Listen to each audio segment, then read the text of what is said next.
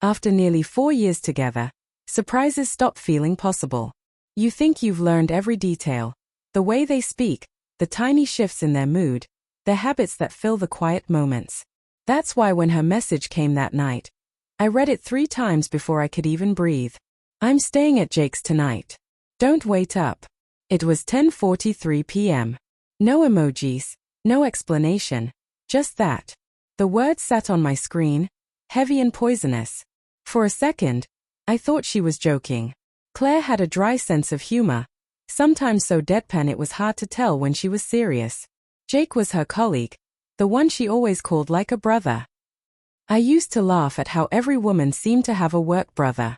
But that night, it didn't sound funny. I texted back, "Jake's? Why?" No reply. 5 minutes later, "You okay?" Still nothing. I sat on the couch, the TV murmuring in the background, a half-finished beer dripping condensation onto my hand. My chest felt hollow, like someone had sucked the air out of it. Then my phone buzzed again. Relief flickered, and then died. Don't make this a thing, Ethan. I just need space. No reason, no sorry, just distance, written with surgical precision. I didn't respond. I just stared at our previous messages, the jokes, the heart emojis, the little plans for next weekend. It felt like looking at photographs of someone who'd already gone. Claire and I met at a barbecue. She had this bright, contagious laugh that made you feel like you were exactly where you were supposed to be. For years, we were inseparable. We talked about everything, kids, Denver, a dog someday. But lately, something had shifted. Late nights at the office became routine. Her phone was always in her hand. Conversations turned into arguments.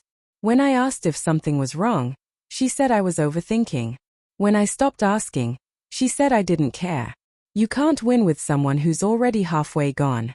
That night, I didn't call her. I didn't drive to Jake's or beg for an explanation. I just sat there, thinking about all the warnings I'd brushed off. The late nights, the secret smiles, the new perfume. Around midnight, I opened my laptop. Not out of anger, something colder. I logged into our shared cloud drive, the one where we stored bills and photos. There was a new folder she'd made last week, labeled Work Project.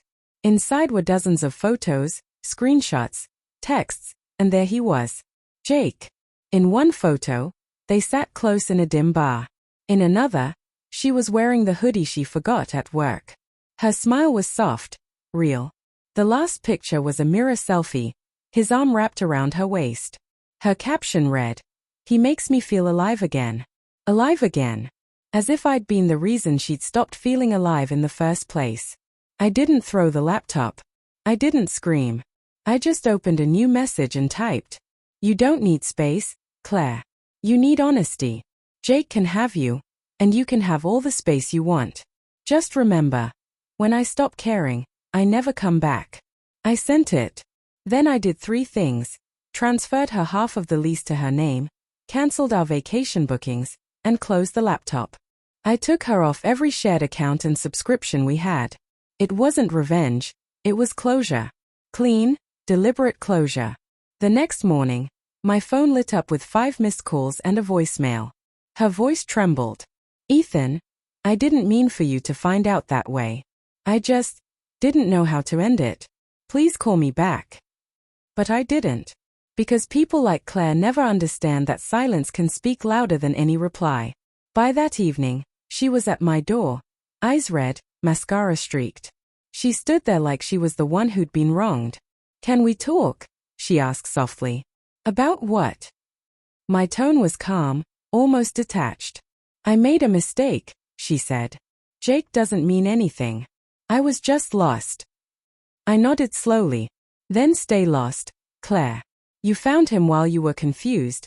Stay there." She looked shocked, like she couldn't recognize this version of me. She'd always said I was too forgiving, too gentle. Maybe that's why she thought she could betray me and still come back. I closed the door quietly. No shouting, no tears. Just a final click that sounded like an ending. The days that followed were still, almost peaceful. People describe heartbreak as chaos, but really, it's silence.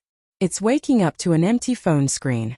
It's eating breakfast alone and realizing the coffee tastes better without bitterness. A week later, I saw a picture of Claire and Jake online. She looked happy, or at least she was trying to. I didn't feel anger or jealousy, just nothing.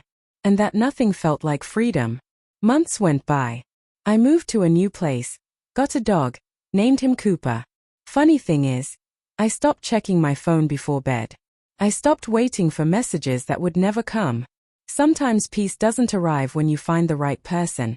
It comes when you finally release the wrong one. Last week, Claire texted again. I miss what we had. Can we talk?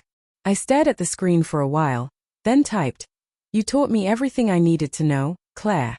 I just wish learning it hadn't cost me you. Then I blocked her. No anger, no resentment. Just closure. Because the most powerful response isn't the one that cuts deepest, it's the one that sets you free. You can't find peace with someone who's addicted to chaos.